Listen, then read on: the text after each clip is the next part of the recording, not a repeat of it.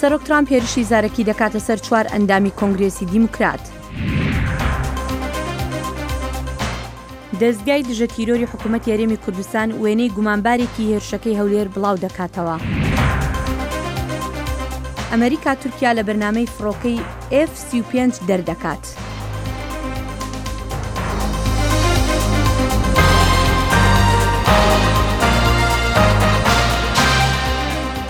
سڵاوم کاتتان باش بە خێربێنەوە بۆ بەرنامەی کورد کونێکشن. بە سڵاو و ڕێزین گەرم.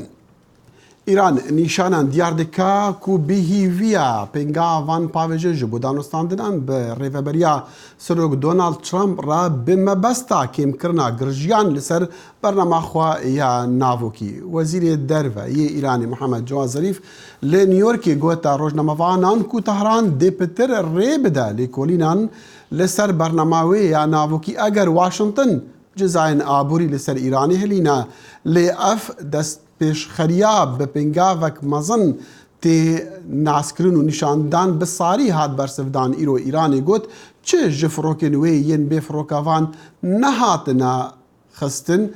Cigirê wezîrê dervê Îranê haşa li peyamê duhiyê serokê Emerîkî Donald Trump kir ku gemiyek şerriya Emerîkî firokeka bê firokevan li tengava Hormizê êxistiya xwarê. هەر سەبارەت بە ئێران و ئەمریکا کاربەدەستانی ئەمریکا دەڵێن کاری زۆریان کردووە لە پێناو کەمکردنەوەی ناکۆکیەکان لەگەڵ ئێراندا و گونجاندنی بارێک بۆ توێژکردن. سەرۆک ترامپ ڕۆژی پێنجشەمە ڕایگەیاند مەبەستی سەرەکی بەڕێوەبەرایەتیەکەی گۆڕینی ڕژێمی ئێران نییە بەڵکو ڕێگەگرتنە لە تاران بۆ بەدەستهێنانی چەکی ناوکی. ئیران jî dibêje ew hez dike danûstandinan bi Emerîka re bike eger Emerîka vegerte ser rêketina navokiya cîhanê ya 2015 bi Îranê re sebaret bernema wê ya navokî par Serok Trump Emerîka ji peymanê derxistibû.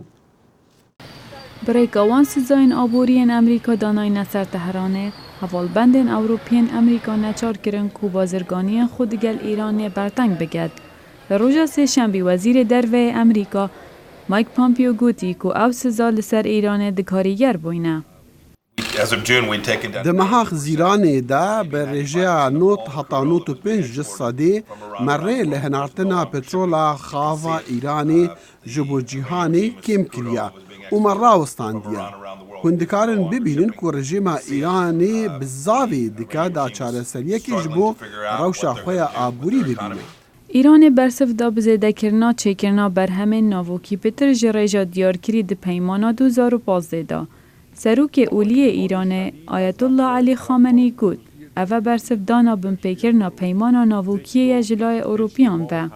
حالا که شروع کردین مشنو دست به کم پیگیریکردن به پیمانه کرد ده هر بردوام بین لسر ویه که جبر کو کسی پیگیری پی نکریه بوچی هند خوازن ام پیگیر بین برپرسن ایرانی گوتی کو او آماده ندانستاندنان دیگل واشنگتن بکن اگر امریکا وگریده و دناف پیمانه دو سزایان سوک بگد. روژا سهشنبه امریکا گوتی هر دم ایران روشتگ شرانه نشان دایه برانبر پیشنیارین امریکا بو گفتگویان. پیام ما او بود که ام ده آماده نیش با دانستاندنا دیگل ایرانه. سروک امریکا و وزیر دروه امریکا مایک پامپیو گلک جاران گوتیه که او به مرجن پیش وقت دانستاندنا کن. ابتنی پیدویه که ایران نشا بدد آماده با دانستاندنان. دی جوینا حکومت دا ترامپی گوتی که اوی پیمانک دوید کره که ایران بگریش بو بر هم اینا ناچک ناووکی. هر و ساراوستی جی دستیوردان خولوه هرمه. مدویت مالیکاری وان بکن مدویت ام باش بن لگل وان کار بکن دی آلیکاریا وان به هر اوایکی بکن لی نابه چکی ناوکیل باوان هده هر ساجی بچشیوه کی آرمان جامه نگوهرتن رژیمیه وقتی کسان گوتن او لبر دگرن دا رژیمی بگهرینن آرمان جامه نگوهرتن رژیمیه بر بجیر ترامپی بو وزیرانی براوانی مارک اسپرگوتی حکومت امریکا ناخوازی شرگل ایران بگد او دخوازید ایران وگری توسر بازا دیپلماسی. ئەم هەفتەیە جەختکردنەوە لەسەر دیموکراسی لە ئەمریکا گرنگی زۆری هەبوو. سەرۆک ترامپ ڕەخنەیەکی زۆری لێگیرا بەهۆی هێرشی زارەکی بۆ سەر 4 ئەندامی دیموکراتی کۆنگرێس کە هەر چواریان ژن و کەمینەن. ئەنجومەنی نوێنەران بە شێوەیەکی گشتی تەواوی دیموکراتەکان دەنگیدا بۆ شەرمەزارکردنی هەندێک لە وتەکانی سەرۆک ترامپ وەکو نژادپەرستی. لە هەمان کاتدا هێشتا ڕای جیاواز لە نێو دیموکراتەکاندا هەیە لەسەر ئەوەی هەوڵی لە کارخستنی سەرۆک ترامپ بدرێت یان تیشک بخرێتە سەر شکست پێدانی لە هەڵبژاردننی ساڵی داهاتوودا. لە بەردەم جەماوەری پڕ لە جۆش و خرۆژ لە کارۆلاینای باکوور سەرۆک ترامپ هێرشێکی زارەکی تری کردە سەر 4 ئەندامی کۆنگرێسی دیموکرات کە هەر چواریان ژنن و سپی پێست نین. ئەم بیرۆکەی چەپڕەویە وڵاتەکەمان وەکو هێزێکی بەدکار لێک دەداتەوە بەو شێوەیە کە زۆر بە خراپی باسی وڵاتەکەمان دەکەن. ئەوان دەیانەوێت دەستورمان لەناو بن، لەشکرمان لاواز بکەن و ئەو بەهانەمان کەم بکەنەوە کە ئەم وڵاتە مەزنەی دامەزراندووە. لە شوێنێکی کۆبوونەوە جەماوەرەکەدا سەرۆک هێرشی کردە سەر ئەندامی کۆنگرێس ئیلهان عومەر ئەمەش بوو بەهۆی ئەوەی جەماوەرەکە دروشمی بگەڕێنەوە بۆ وڵاتی خۆتان بڵێنەوە.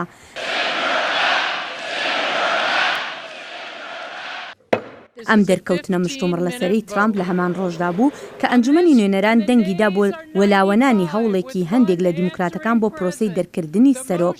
بەڵام لە سەرەتای ئەم هەفتەیە ئەنجومەنەکە هەنگاوێکی نائاسایی ناوە دەنگیدا بۆ شەرمەزارکردنی هەندێک لە هێرشەکانی ترامپ بۆ سەر 4 یاسادانەر و بە نژادپەرستی ناودێری کرد.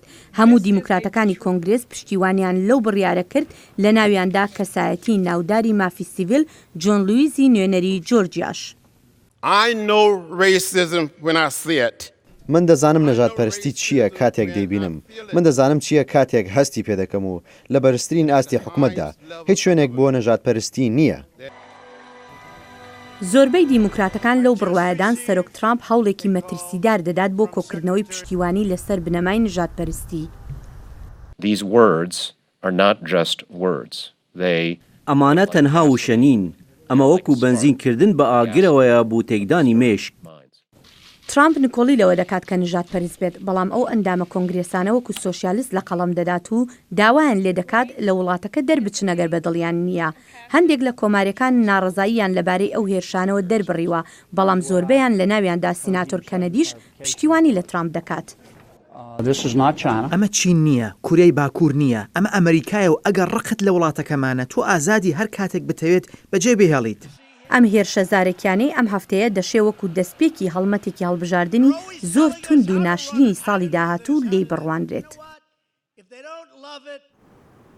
دوای کوشتنی دیپلۆماتێکی تورکیا و 2 هاوڵاتی سیڤیل لە ڕێستورانتێکی شاری هەولێر لێکۆڵینەوەکان بەردەوامن. لەسەر ڕووداوەکە هاوکات دەستگای دژی تیرۆری حکوومەتی هەرێمی کوردستان وێنەی گومانبارێکی بڵاو کردوتەوە. پەیام نێرمان لە هەولێرەوە زانیاری زیاترمان دەداتێ. ڕۆداوی کوشتنی جێگیری کۆنسولی تورکیا لە هەولێر لە ئێستادا بوواتە باس و خواست و هەواڵی گەرمی نێو دەستگا ئەمنیەکان و هێز و لایەن و میدیای وڵاتانی جیاجیا لە سەرچەوەنا فەرمیەکان و بە ناڕاستەخۆش تۆمەتبارکردن لە ڕووداوەدا دەکرێت. بەڵام تا ئێستا هیچ لایەنێک ئەنجامدانی ڕووداوەکەی نێو ڕێستۆرانتی هەولێر لە ئەستۆ نەگرتووە. لە نێو ناوەند و میدیا ناوخۆ و جیهانیەکان هەر یەکێکیان بە جۆرێک شڕۆڤەی ئەم ڕووداوە دەکات، بەڵام سەرچاوەی هیچ کەم لەو دەستگایانە بە ئاشکرا و ڕەسمی و لەلایەن هێز ئەمنیەکانی هەولێرەوە تا دوجار وێنەی گەنجێکی تەمەن 27 ساڵان بڵاو دەکرێتەوە لەلایەن دەستگا ئەمنیەکانەوە کە خەڵکی دیاربەکرە لە تورکیا گوایە تۆمەتبارە. بەو هۆیەوە دەستگا ئەمنیەکانی هەرێمی کوردستان ئاگاداری هاوڵاتیانی هەرێمی کوردستان دەکەنەوە کە لێکۆڵینەوەکان دەربارەی ڕووداوە تیرۆریستیەکەی 17 تەمموز بەردەوامە کە بووە هۆی گیان لە دەستدانی 3 کەس. هەروەها دەستگا ئەمنیەکان دەشڵێن ئەو کەسەی کە وێنەکەی بڵاو کراوەتەوە لە دایکبووی ساڵی 92 و خەڵکی شاری دیاربەکرە لە تورکیا ناوبراو لەلایەن دەستگا ئەمنیەکانی هەرێمی کوردستانەوە داوا کراوە و داوا لە هاوڵاتیان دەکرێت هەر زانیاریەکیان هەبێت لەبارەی ئەو تاوانبارە بە زووترین کات ئاگاداری دەستگا ئەمنیەکان بکرێتەوە. دەنگی ئەمریکا پەیوەندی بەو کەسانەوە دەکات کە لە نێو ئەو ڕێستۆرانتە دەبن لە کاتی ئەنجامدانی ڕووداوەکە. بۆ دەنگی ئەمریکا دەڵێن چاوەڕێی لێکۆڵینەوەکانی دەستگا ئەمنیەکان دەکەن و با دەستگاکانی ئاسایش و پۆلیس و حکوومەت ئیجراعاتی خۆیان بکەن و ئەنجامەکان بە فەرمی ڕابگەێنن. دوو لەو کەسانەی کە گیانیان لە دەستداوە هاوڵاتی هەرێمی کوردستانن دەنگی ئەمریکا پەیوەندی بە کەسوکاری یەکێک لەو کەسانەوە دەکات بۆ وەرگرتنی دوایین زانیاری لەبارەی هۆکاری گیان لە دەستدانی کوڕەکەیان و ئاشکراکردنی ئەنجامدەرانی کردەوەکە بەڵام دەڵێن ئێمە هیچێکمان لەو بارەیەوە لە هیچ سەرچاوەیەک نەبیستووە و ئەگەر بشبیستین بڕوای پێناکەین تا لیژنەی ڕسمیەکەی تحقیقاتی خۆی دەکات و ئەنجامەکە ڕادەگەیەنن بە جۆرێک ڕەوش و دۆخی ئێستای هەولێر وێنەی بۆ دەکرێت کە نەئارامی باڵی کێشاوە و بەتایبەتی بۆ دیبلۆماتکاران و کاربەدەستانی بیانی بەڵام ئاسایشی هەولێر لە ڕاگەیەنراوێکدا دەڵێت دیبلۆماتکاران دڵنیا دەکەینەوە کە ڕێگە نادەین دۆخی ئارامی و ئاسایشی یاریمی کوردستان تێک بدرێت و تاوان بارانیش بە سزای خۆیان دەگەن و لەلایەن دەستگا ئەمنیەکانەوە لێکۆڵینەوە لە ڕووداوەکە بەردەوامە ئەحمەد جێباری دەنگی ئەمریکا هەولێر و خەلاتکردیان نۆبلی ئاشتی نادیە مراد ji serokê Amerîkî Donald Trump xwast alîkar be ji bo vegera civaka êzdiyên şingalê ji bo warên xwe ku nakokî û şerên nêvbera hikûmeta navendiya Iraqê û ya Herêma Kurdistanê de li ser devera şingalê rêgirin li pêş vegerandina şingaliyan. We have a Nobel Peace Prize winner, Nadia Murad, who was... Xanim Nadia Murad gote serok Trump dema ku Daesh êrişî şingalê kirî کەسی ئەم نەپاراستن ئەم ژوارن خوا دەرکەتنە و نەها نەکارن ڤەگەڕن.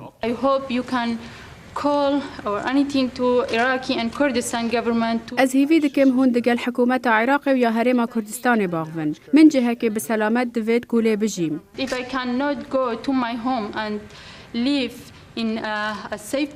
Ez nikarim vegerim warê xwe û li cihekê bi selamet bijîm û kerameta xwe vegerînim.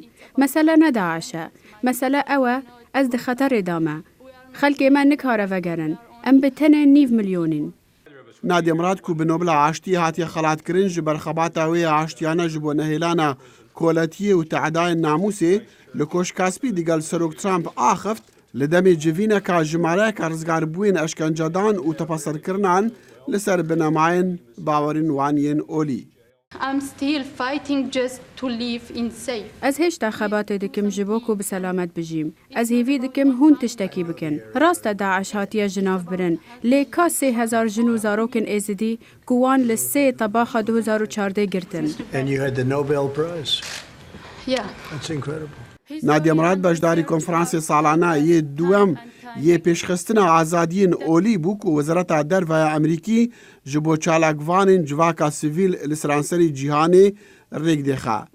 Wê gota amadebûyan dîrok nîşame dide ku genosayd her berdewamin lê divê em kar bikin ji bo rawestandina wan. Vê heftiyê Washington pirî çalakî bi Wezareta Derveya Amerîkî konferansê duem yê pêşxistina azadiyên olan rêxist û pitir ji hezar çalakvanên civakên sivîl gihane hev ji bo lêkvegwastina tecrûbeyên xwe û çawaniya rêgirtinê li tepeserkirinan ku li ser binamayên bawerîn olî tîne kirin. Heyder İlyas serokê rêxistiya Yezda yek bû ji beşdarên konferans niha lê dengê Amerîkaya Kak Heyder gelek bi xêr hatî. سەرچاوە گەلک مەمنون بەری ئەسپسیارە کۆنفرانس ji te bikim û çawaniya konferans em dixwast em vegerin ser daxwaza Nadia ji serokê Amerîkî Donald Trump. Baş. Gelo heta çendî Amerîka yan hikûmeta serok Trump wê bihîviya bi du hîviya Nadia bê û fişarê bêxe ser Iraqê û Herêma Kurdistanê ji bo şerî li ser devra şingalî nekirin û şingalî vegerin. والله أول شيء تشتي بريئة في كومبونا ناديال بسروك ترامب تشتكي كرد يعني قالك نقالك تولي ويا دويجي قالك بون يعني ناديا بتني بو بجا أو دمينة السر وكقولتي السروك هاك شندب جديد بفي مسألة أو بشتي اجتماعي تقريبا نبقى لك ملقى المسؤولة آخفين ما قوكا دي تشبت بشتيفي قوتن بري حكومة أمريكي دعمت كر ويزيديا ومنطقة أقليات الشنغالي وأو دعم أز بيجم شو تغييرنا كفيته مهار وكبري دي أم كيم دعمي دي زيدة بت كيم نابت بله باشا ام فقر مصر کنفرانس افچند روزن لواشنطن دبا جماعه کامازنا کاربدسین امریکی جگری سروکی وزیر دروا همو اخفتنو پشتوانی خوش بو باورین اولی لجهان دیار کرد تدی بترجه هزار کسان لسراسری جهان اولین جدا جدا لی حاضر ببون بسیار او حتی چندی اف خلکا جدورین جدا جو اولین جدا هودو تیدگهن وڵی ئەو مەسەلەکە ینی زەحمەتە مرۆڤ بژێت کە چەندێت تێت گەهن بەست یا دەست پێکردناوی وەکە گوتی مبادرەکی یا گەلێکی باش بووش بە وزارەتە دەرەوە ئەمریکا. ئەو بەری سالێکیە تقریبا نەفساوی تشتی کردن ئەفعالیەوانش دیسە سەد و نێزیکە 40 دەوڵەتی عالم کۆمکردنش وانکێمەیە هەموو ئەولاوەکە گوتی. بەس ئەوە ئیسال چەکێ پیش بەچوو. ئەوە ئیسال چەکێ سێ دەوڵەتە دی گوتن گۆ ئەمە دوێ ئەمژی نەفساوی تشتی بکن. ینی ئەوە معناوێت چییە؟ ئەوە بەر و خێرێت چێت. ئەف تشتێکی باشە ینی ناوەکە گوتی چەک چقێک تغییر کەتیێتێ وێ عالمی باشتر ژێک فیهمکە ئەف دەوڵەتێت کە حقوق مرۆڤانتیە و حقوق ئینسانوان گەلێکێ بجددی نەتبرن دێ بجددی بن. دەوڵەتی دووەکە قەتەر و سعودیە و بەنگلادێش و بۆرماوان یعنی ئەف تشتێکی باشە و گەلێک مەسئلە ناقشەکردن و بحیث ئشوێ لحظه و پێوە بحاولین الگە ڕئیساوان بە ئاخەوندا ساڵی تێ باشتر بێوە. حکوومەتە بەشدار بکنج بۆ مەسەلە مافێ باوەڕین ئۆلی بێن پاراستن و تەدی تعدال وانێکردن. کاک حەیدەر ئەزانم چەند پانێلا بەحسی مەسەلەن ئالیکاریاژی دیکەش بووان کیمانیان جودا تو لوانە گەلەکە ئامادە بووی وەکو سەرۆکی یەزدا ڕێخستیا یەزدا کۆ ڕێخستیەکە لە دەڤرا شنگالی و لە عێراقی کارتەکە وەچە قازانج جوان دی یعنی اون چه هیوی دیکن که او بتر ئالیکاریەوە بکەن. وڵی تشتێم هێوی بکەن نها یانی هەنێک شۆڵێک بگەلەکەی باشە بڕێڤەت چە شنگارێ قبلێ خراوە یەزدا و هەندێک وەکە گوتی ڕێکخراوە دیژینە بەسەوە منەظمە USA تاش قبلێ وزارە دەرەوە ئەمریکی ئەف دەعما کردیا ما چ کرد ئەم داخوازیش مەڕە ئەوەکە گوتی هەبووە من چەند پەنەلا مشارەکێ بکەن. تقريبا سي بانلات 4 بانلات عمد حاضر بون ومناقشة في موضوع كتشتشت ماكريا الشنغاري تشتشت دفيت ام بكن وكا قوتي لبيشيا من البيشيا وجهها والرازي بكن كو يارمتين درابي بدون واجبوا برنامج وبيش بحر اري ولا مسألة او سي نقطة وكا قوتي ما مناقشة كد ما تشكريا او شو مشكلة معايا ايش بلي تشتي ماكري شو معايا ما ناكريا وام چه بکنش نه تا ساله کدی چه تشتی موجوده ام بکن یعنی هاش ناحیه او که گوتی تعلیمی واش ناحیه مدرسه و که گوتی آوان کرنی واش ناحیه امنی و که گوتی که چاو عالم کاربت بزفر گندو ادخا و مال دوان پیو نپاقن یعنی گلک موضوع و که گوتی مناقشه کردن. که خیلی بری بسیار من دماهیدی لسر مثلا دیسا دخوازه نادیا بتن. يعني قريداي مثلا داخوازا نادية جبلي كو نادية بأشكرعي دي بيجا سروكي أمريكي كو بغداد وهولير بيك ناكل شاري لسارشين قالت كده كيشاش مرة ومن كان فقران جبلي وي مسألة چي دي آستانج اللي بيش فقران دنا شنقاليان ده او يكجي كبيك نكرنا هردو حكمتها او تشتكي ويش بلي وي يعني مسألة يعني عالم نويرت بزفرت يك يعني نويراني هرك كشيهيش وكا قوتي لغماء المال دوان دماينة تشهيش انه چند ميليشيات المنطقين نزالن كي مسؤولية امنية المنطقية دوي انه هل انه جارك دي جروبك دي دركفتي وكا داعش هجومي وانكا تشكو وكا شو قواتك الرسمي الشنغاري نبت عالم الترسيد نوير الويدر المالي تخوب اني فالشيفو روش جروبك بسردة بقرد ميليشياتك بسردة بقرد وهم مكابكو جديا دوي إشعالية اقتصادي بدأ تشلو معيشتي بيه يعني لازم أول شيء نروح حياة فقر الفان قندا الشنغالي دورو بشتيت شنغالي لازم كهرباء بيه لازم آفها بيه لازم مالي دوانة هاتينا وكا قوتي باقاندن لازم بينا آفاكرين لازم شغل شيء ببن سوق بينا آفاكرين راتب مدرسة يعني عراقي بكرتي عراقي برسفة عراقيش بوفيتش يعني بدا خوازي عالي كارن يانا برسفة عراقي بس بيجمت محاولات كنت هاري كارن بس هو ما ديم جواب اوان برسفة اوان ديم حاضرة مشكلة يعني. بله كاك حدا قالك سباش بو هاد ناتا سباس كم القلم بمينها ما تشروكي كديها يا خانمك ازيان بكرا قوي خبدني خانمك شنغاليا قربانيا شر داعش اللي كان بخان كي يبنابران كاري بيراوستان دكا جبو دبارا جيانا خوا ومالا خو زاروكن خوا بكا ليلى شمو كو نافي زلامي خو اف 5 صالن وندا لسر دستي خو تاتو كريا ودي بيجا او كاري ديكا جبو كو خمو دردي دزدانا هر تشتي جيانا خوا دا هنكي جبير بكا لە پشت ئەم مەکینە شڕۆڵەیە و دوکانە سادەیە ژنێکی ئێزیدی بژێوی خۆی و منداڵەکانی دابی نەکات. ئەو هێشتا نازانێت لە سەردەمی داعشەوە چی بەسەر هاوسەرەکەی داهاتووە. وەلە بنێت چ جلک بێ ئەزانم بدروم ئێدێ زارۆکابن ئێت ژنکابن ئێت کاچابن کیژی بێ هەتا شغڵێ بیزێژی ئەزانم.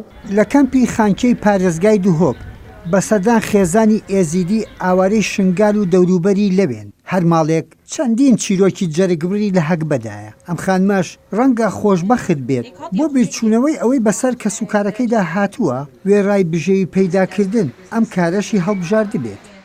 جێخکێزش بیراتکم ژبەریانی هەکەس دیمل ماڵی دە مازوو سەرخوا دەست مەشغول بووم یەکسەری زلامێمە و کاچامە کوڕێم و عایلم هۆش عایلم نە شخص ماینە هەکە ئەزبەتال مامە دەستێت خۆستەر یەکدانین مستەمڕیان ئەزیبوان فکرم تشتێکی دینینە. هەر کەڕێت بکەوێتە ئەم چادرگەیە بە ڕەنگی کراوە و ئاڵوواڵای پۆشاکەکان بۆنی ژیانی لێدێت. هەرچەندە دڵی ئەم ژنە ئێزیدیە وەک هەزارانی دی بریندارە کەچی هێشتا دەیەوێ خۆشی بخاتە سەرزاری مشتریەکانی. دلێ مرۆڤ خواشت بەوەختێ مرۆڤ جلکەکەی جان چێکا و خواشیەکەی بکە بەرخۆیانی گەلەکە شعورەکەی خوۆش چێت بێ ڕاستیژی. ڕەنگە چیرۆکی ئەم ژنە ئێزیدیە تاقانە نەبێت لە نێو سەدان ژنی بوێری دی ئەو ئاینزایە کە سەرڕای نەهامەتیەکان باوەشیان بە ژیاندا کردووە. یەحیا بەرزنجی دەنگی ئەمریکا، واشنگتن. وڵاتی یەکگرتوەکانی ئەمریکا بەشداری تورکیای لە بەرنامەی فڕۆکەی هێرشبەری F-35 ڕاگرتووە. ئەم بڕیارە ڕۆژی چوارشەمە ڕاگەیەندرا وەکو وەڵامێک بۆ تورکیا پاشکڕینی سیستەمی بەرگری S-400 رووسایی. کۆشکی سپی لە بەیاننامەیەکدا ڕایگەیاند لە کاتێکدا تورکیا سیستەمی S-400 وەرگرتووە بەڵێنەکانی بۆ ناتۆ بنکۆڵ دەکات. هەرچەندە کاربەرستان دەڵێن تورکیا هەر وەکو هاوبەشێکی گرنگی استراتیژی و هاوکاری ئاسایشی دەمێنێتەوە. ڕاگەاندنی کۆشکی سپی هەرچەند ڕۆژ دوایەوە دێت یەکەم موشەکەکانی بەرگری S-400 گەیشتنە تورکیا. چەند پارچە لە سیستەمەکانی بەرگری رووسیا هەینی بۆ بنکەیەکی لەشکری نزیک ئانکارا نێردراون وا تا پشڕاستی ئەو ڕێکەوتنەی ئەمریکا پێی ناڕازیە. کاربەدەستانی وەزارەتی بەرگری ئەمریکا چوارشەمە گوتیان ئەمریکا هوشداری سەرنجامەکانی ئەو کارێ بە تورکیا داوە. گرێنی موشکی S-400 لەلایەن تورکیا لەگەڵ بەڵێنەکانی ئەو وڵاتە بە ناتۆ یەک ناگرێتەوە و زیانی زۆر بە توانایی کردداری تورکیا لەگەڵ ناتۆ دەگەیەنێت. سەرۆکی ئەمریکا سەرشەمە لۆمەی خستە سەر بەڕێوەبەراتی پێشوو کە موشکی پاتوریەتی بە تورکیا نەفرۆشت وای کرد تورکیا بۆ کڕین پەنا بۆ جێگای دیکە بەرێت.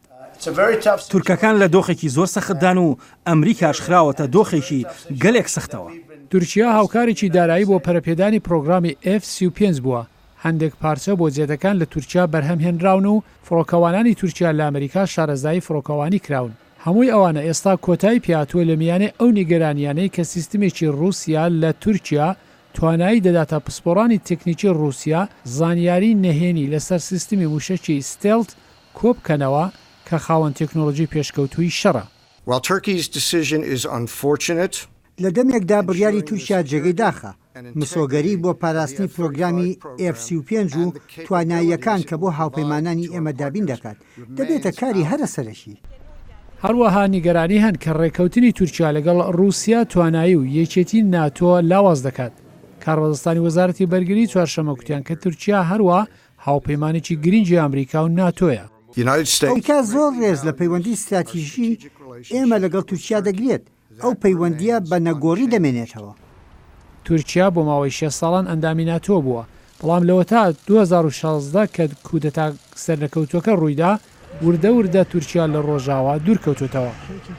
ئەو کودەتا وای کرد سەدان لە ئەفسەرانی لەشکری تورکیا بگیرێن ئەوانەی پەیوەندی نزیکیان لەگەڵ ئەندامانی ناتۆ هەبوو. بەڕێوەبەریا خۆجهی لە قامش لۆگری بەستەک بە کەمپانیا زاکرۆس ڕاکریە ji بۆ دروستکردنا ڕێکان یانژی چاکردنەوە ڕێکین خراپە. زانا عمەر سەردانی شوێنی کارێکی کردو و لەوێ قسەی لەگەڵ کاربەرستانی شارەوانی کردووە لەسەر پرۆژەکە.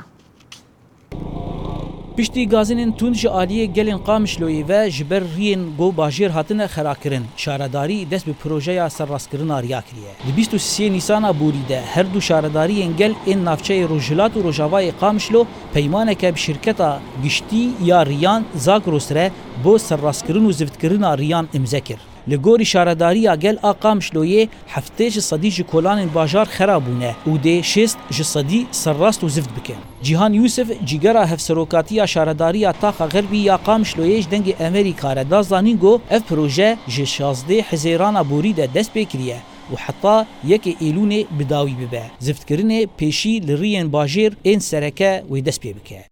Bo proja ziftê me ji 16 meha şeşa dest pê kiriye heta 1 meha niha proje bi dawî bibe. Ji xwe şerعê giştî ême dest pê kiriye şerعê amil dest pêka ême şerriya Amûdê dest pê kir heta طلعه هلاليه وجي بي في جي انا ما بعد واري ساكنين يجبرقوا ام دبور فوهاتي مطريه نهتي شغلن ما بري خداي سوكي انا ام سوكي كاردكن بشتم سوكي خلاصكن ام بري خدن سوكا قصابه وجي بي في جي ام درك مسر حزامي لگوری پیمانه د ناوبرا شارداریه گلو شرکت زاگروس ده قالدبونا زفتیج 7 حتی 15 سانتیمان به افري خرابه بو شو بر آليات دفرد شون قش كورت بون قش مطبات بون اوجي تعاون نقابه ما وكانتوني وباليكاريا بلديه قامشلو ام هاتنا ام فيريه تشيتكن تیزانین گو جبر روشا شر لیوی هریمه ری به گهدان مابون و نما آمده بون بو چونو هاتنه گلک سارنجین بتروله و کمیونین بارکری ین هیزن کوالسیون ناف دولتی لسر وان ریان دو چونو دهاتن و پر خرابونه اوره ولاتین باجر دی بیژن گو اف خبات باشه لی لگوری وان به وی پروژه پرزگری کار ریان چاره سر نابه نخاسم گو خرابونا ریان د نافبرا باجار و باجاروکن هریما جزیره ده بونه سدما گلک قضاین ترافیکی وضعي زفته حاليا انا جبري بشكي تشتر بوي بس هي شرعي ما قال لك ما نزفتنا بوي تيبري يكجار قامش لو تبدا خراب بو انا ترقيعات هذيك قال لك ترقيعات دخنه دي يعني نحل انا بارانك بسرد بي ودي خراب دي خدي بري نباش بو قش جونجاب ومطبب يعني حرم تشون سوكي هذا ساعتك القضيه مرتسولي ما دشكسن دوزاني ما تشون تسيارات ما انا حاليا شي عادي ما قلت خوشبوني هجای به بیرخستنه گو پروژه زفتگرینه مزنترین پروژه یا شارداری گل آقام شلوی گو ای سال دایه برخواه و به صدام میلیونان بو وی پروژه هاتیه ترخانده. هجای گوتنه گو ریوبریا باکرو رجلاتی سوریای دبوچه سال 2019 جبو هر هفت ریوبرین باکرو رجلاتی سوریای نزدیک 84 میلیون دلار جبو خدمتگزاری ترخانده بود. بشاهری مزن جبو زفتکرون و سرراستکرنا ریم باجرم باکور و رجلاتی سوریای هاتیه و قطاندر. زانا عمر دنگی امریکا قامشلو. حتی برنامه یا کورد کونێکشن لە ڕۆژە سێشەمبەی هەر شاد و بەختەوەر بن و خوداحافیز. کاتێکی خۆش هەر شاد بن.